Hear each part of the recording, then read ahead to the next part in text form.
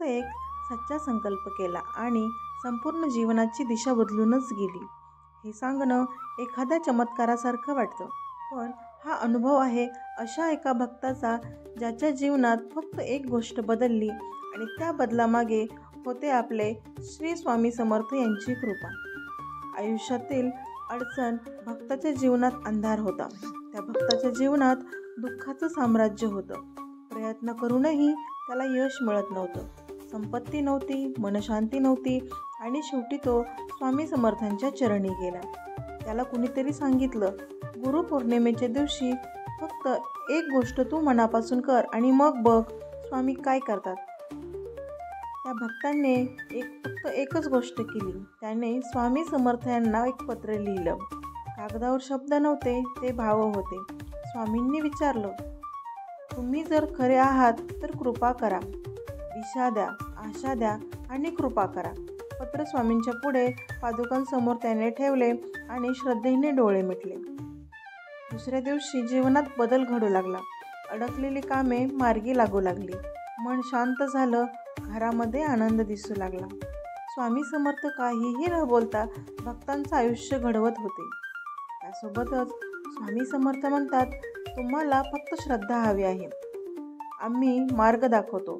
जोपर्यंत तुमचं मन हलत नाही तोपर्यंत कृपाही थांबते.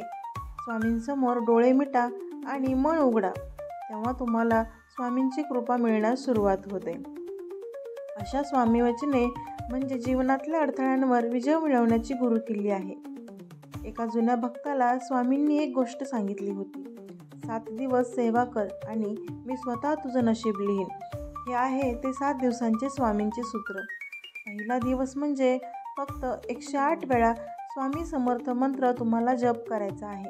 दुसऱ्या दिवशी डोक्यावर भस्म लावा आणि नम्रतेने नतमस्तक व्हा. तिसरा दिवस एक गरजू माणूस शोधा आणि त्याला जेवायला घाला. चौथा दिवस स्वामींना पत्र लिहा, मन मोकळे करा. 5वा दिवस कुटुंबात कोणाच्या पायाशी बसून क्षमा मागा. 6वा दिवस स्वामी गाथा वाचा आणि त्यांच्या कथा ऐका. 7वा दिवस हा स्वामींच्या चरणी एक संकल्प करा, मी आता बदललोय असं म्हणा.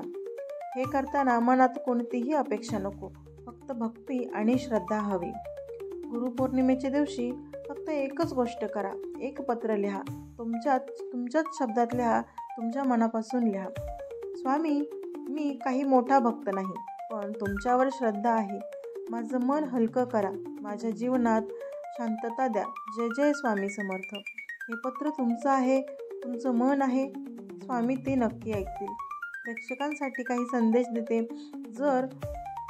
आज जर तुमचं मन अस्वस्थ असेल, आयुष्यात दिशा नसेल, तर फक्त एक गोष्ट करा, स्वामी समर्थांना मनापासून पत्र लिहा. कधी उत्तर येईल याची चिंता नको.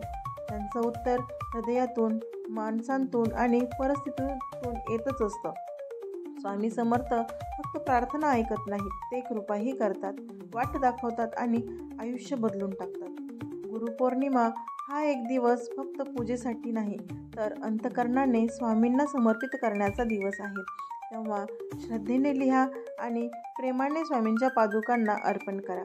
आणि जर ही गोष्ट तुम्हाला स्पर्श करत असेल तर ती फक्त एकच वाक्य कमेंटमध्ये सांगा, स्वामी मला दिशा दाखवा, आणि शेअर करा त्या व्यक्तीला ज्याच्या आयुष्यातील आजही त्यांना कृपेची गरज आहे.